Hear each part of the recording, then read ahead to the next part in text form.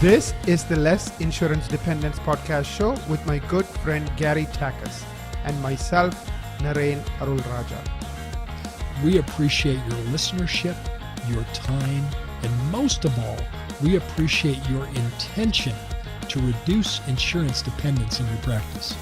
Our goal is to provide information that will help you successfully reduce insurance dependence and convert your practice into a thriving and profitable dental practice that provides you with personal, professional, and financial satisfaction.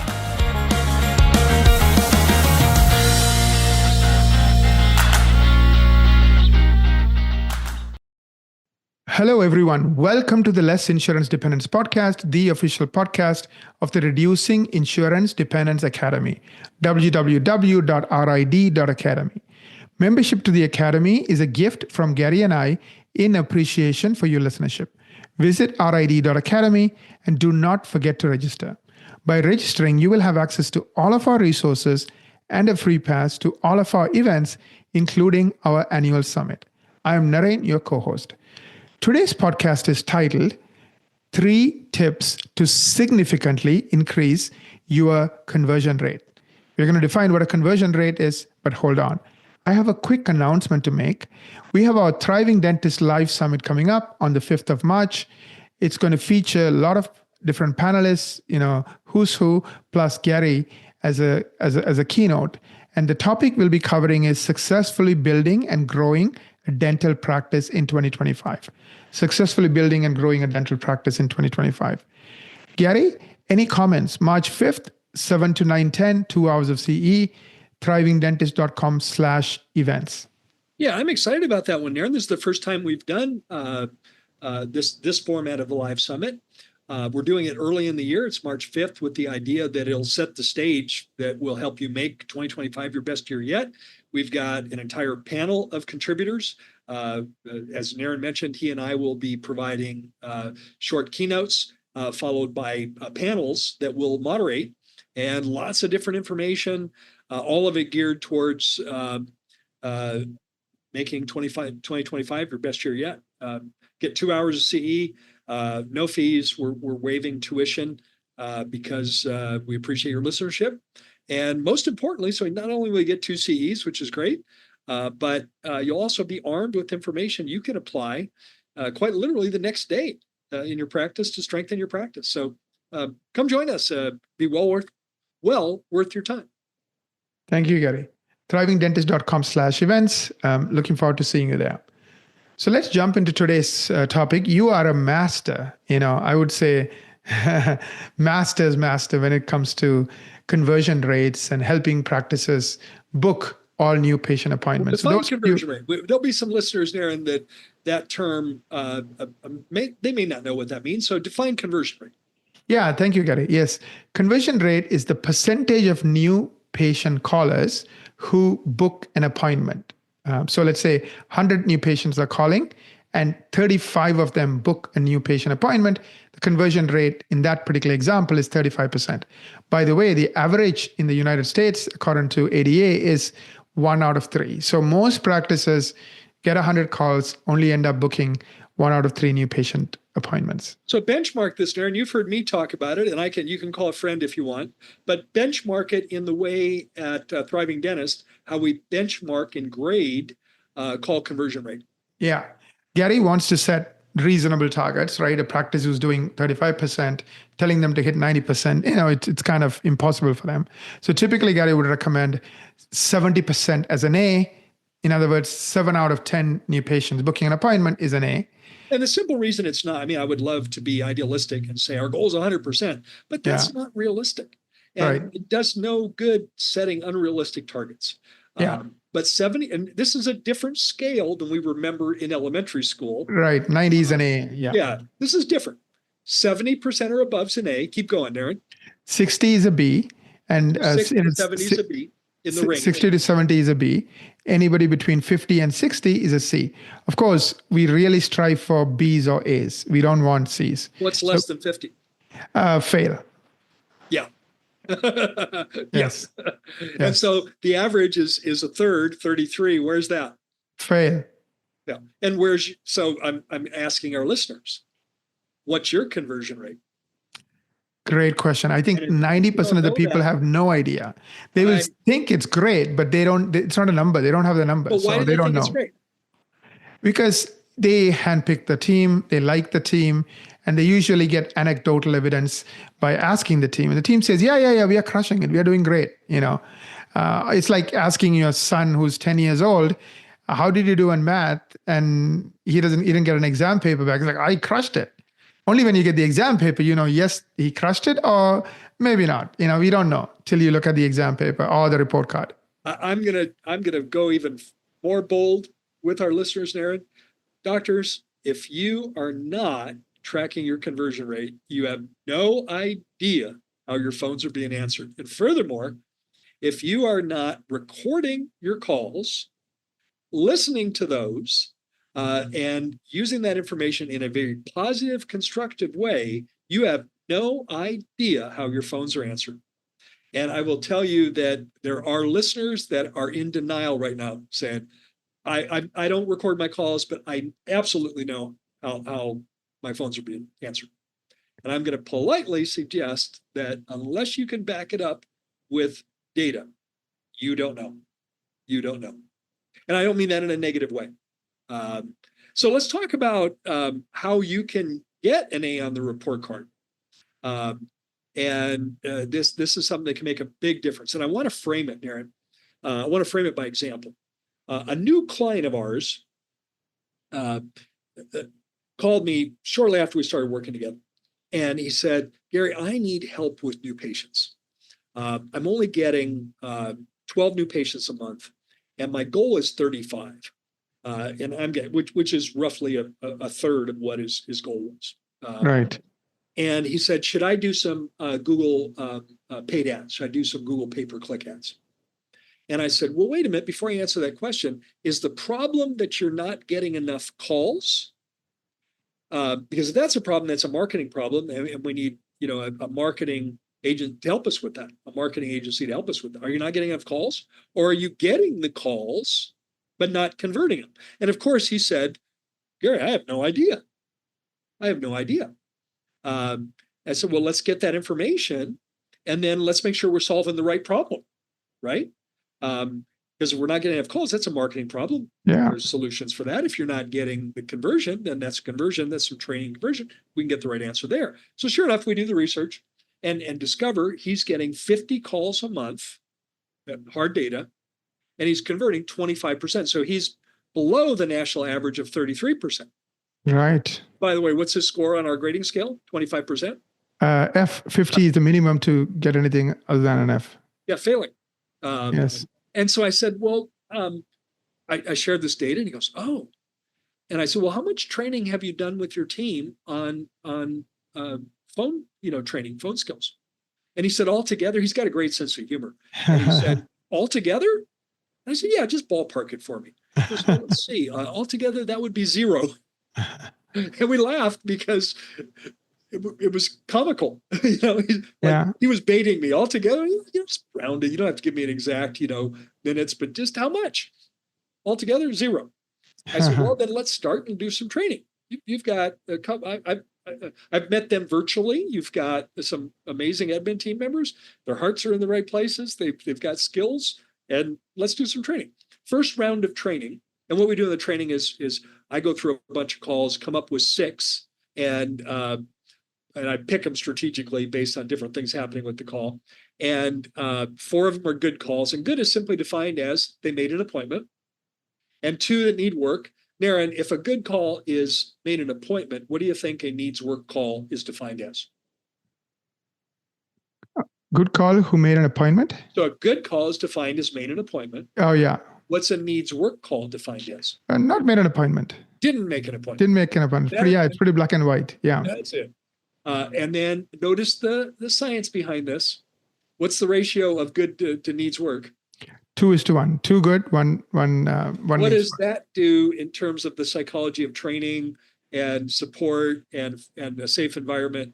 I think twice as much as I'm correcting. Yeah. So you are kind of getting them on board instead of it being like you beat them up to, hey, you're doing a great job. That's why, here are the two examples. And here is more things you can do. It's like, you appreciate your son or daughter for having that carrot, but hey, maybe the next goal is to also, brush your teeth. And if you do that, here is what's in it for you. Yeah, you have to do this in a positive way. Yeah. And so the three tips that I want to give, and I hope we're enlightening you and getting you to look at this in a perspective that you can see the difference that it can make in your practice. So there's three specific tips that are always included in my phone training. Number one is always get the caller's name as early in the call as possible. As early as possible. Now, oftentimes your team members are getting their name, but only till the very end when they're making an appointment, if they're making an appointment. And if they don't make an appointment, we never got their name. Yeah. So they're only doing. And the reason. Can you explain why this is such an important tip, Gary? The reason why it's so, there's many reasons, but two of the most important reasons are that in a very simple sort of black and white analogy, either your team member is controlling the call or the caller is controlling the call. And of those two choices, of course, I want the team member driving the bus. And the way you can control a call is by asking questions. Then if you're asking the questions, you're in control. If you don't do this, then the patient will start asking questions and they could go down a rabbit hole that you'd have no idea where that's going. So you want to control it. So one of the things, most team members will identify their name, in the call. Life Smiles Dental Care, this is Carly. And then the patient started asking questions. Where you have no idea where the question is going to go at this point. I have Delta Insurance. Do you take my insurance? I have a toothache. Can you get me in? They're asking the questions. But if you can respond and get their name at the beginning of the call, if it was the toothache, before I even get into that, my name's Carly. Who am I speaking? Get their name and use it. So get their name. And secondly, to stay right on the questioning, so you're driving the bus, find out how they heard about your office. So let's say his name's George. He's got the toothache. His name's George. My name's Carly. Who am I speaking with? George, I'm sorry that you're experiencing an issue with your mouth. You called the right office. How was it that you heard about our office? Who's in control of the call now? Yeah. And if you want to take it a notch up, you could say, why did you choose to call us? So already you are like assuming they have chosen you. They're like, oh, I saw your Google reviews. I saw this. I saw that. Yeah. So it's like you said, even when you're in control, like Gary said, you can get them to think a certain way. You can get them to go a certain way versus when you're not, they'll take it to wherever they know. And usually it's into a ditch. And once you're in a ditch, it's hard to recover. It's hard to get out of it. Yeah. But as a marketing expert, explain why we need to know where they came from. How did they hear about you? I mean, the good news with digital marketing is everything is tracked. So we know to a pinpoint accuracy exactly what they did, what pages they were on, and then, of course, what number they called or what link they clicked on. All that is available. I think the bigger benefit is by like kindly tweaking it by why did you choose to call our office, you are kind of going through their thinking process as to why they like you. So all of a sudden you're having them sell you on why they should become your patient. Well, I just Googled you.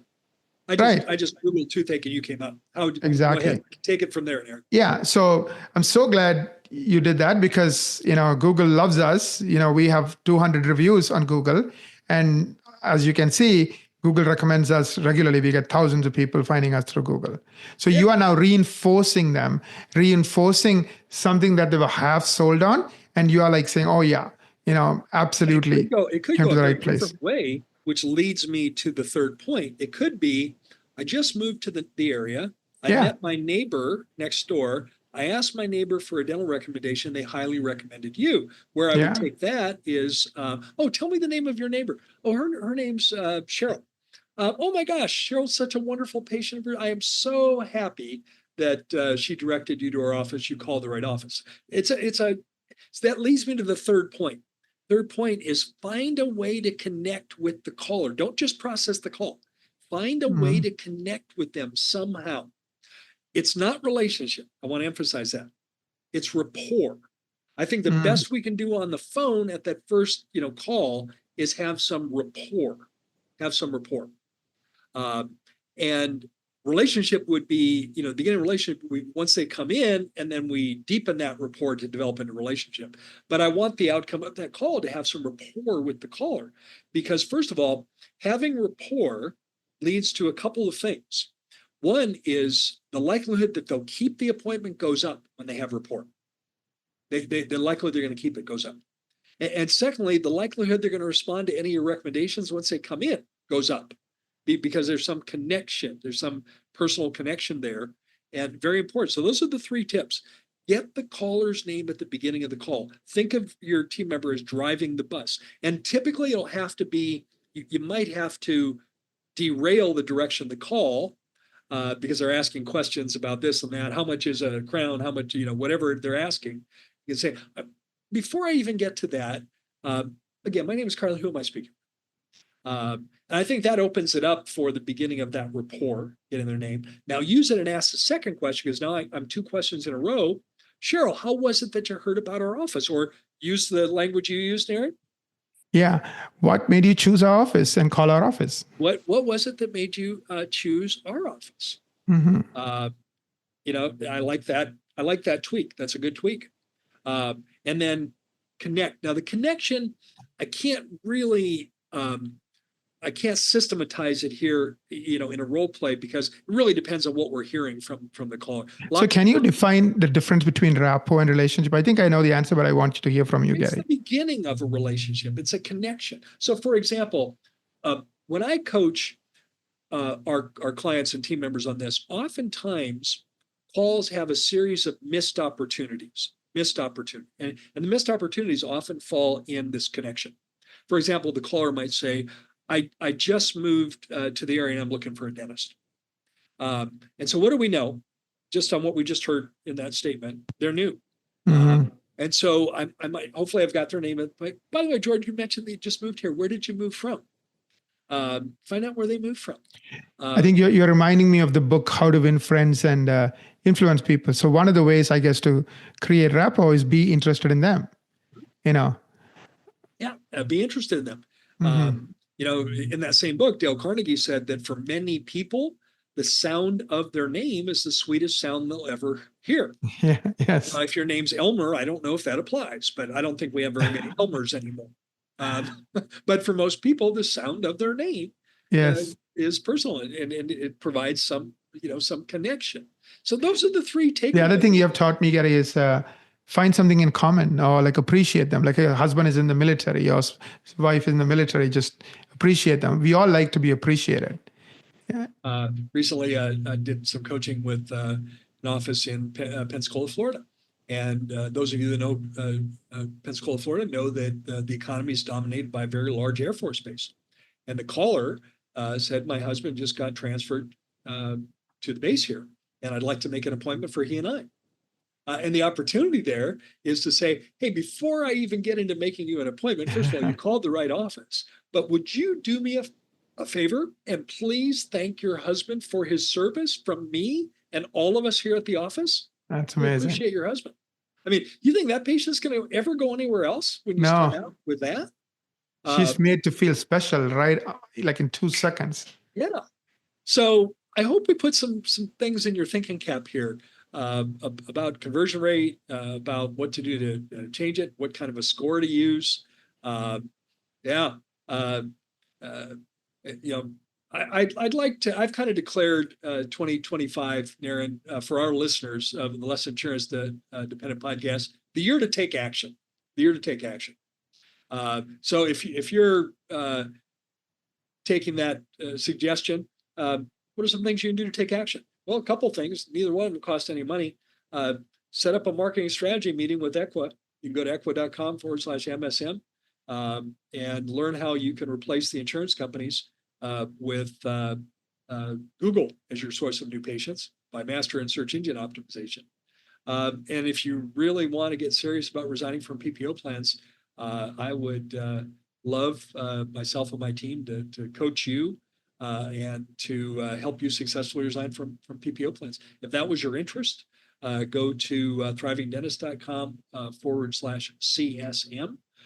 Come to that meeting with questions. Let me know what your concerns are about going out of network, and we can talk about a plan that by the end of the year, your practice could be a lot different in terms of your relationship with insurance companies. On that note, thank you for the privilege of your time. Aaron and I look forward to connect with you on the next Less Insurance Dependence podcast.